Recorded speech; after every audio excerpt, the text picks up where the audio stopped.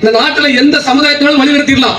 உங்களுக்கு பட்டியல மக்களுக்கு ஒரு தலைவர் இருக்காருன்னா, எக்ஸாம்பிள் ஒரு திருமாவளவன் இருக்காரு அப்படின்னா, அந்த சமூகம் வந்து ஒரு காலத்துல வந்து சட்டை போட முடியாம இருந்தாங்க, செருப்பு போட முடியாம இருந்தாங்க, வந்து கோயிலுள்ள போக முடியாம இருந்தாங்க. புரியுதுல?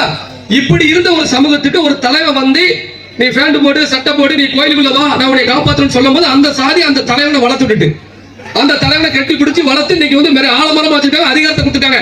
ஆனா இந்த முக்குளத்தூர் சமுதாயத்தை பத்திலா இது எல்லாம் எப்படின்னா, ஒரு எக்ஸாம்பிள் சொல்றேன்.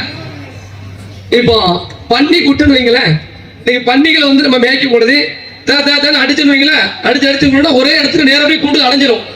சிங்கத்தை வந்து அடக்க முடியுமா? சிங்கத்தை அடக்க முடியுமா கூட்டத்துல? ஆனா இன்னைக்கு அந்த கூட்டத்தை, இவ்வளவு பெரிய ஒரு கூட்டத்தை 24 மாவட்டத்தில் இன்னைக்கு தேவமானம் ஒருங்கிணைச்சிட்டோம்னா அந்த சக்தி எப்படி வந்துச்சு? எங்க ஐயா முத்துராமலிங்க தேவர் தான்.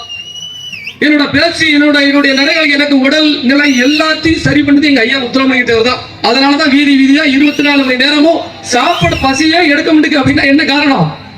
யாரு? தேவர்.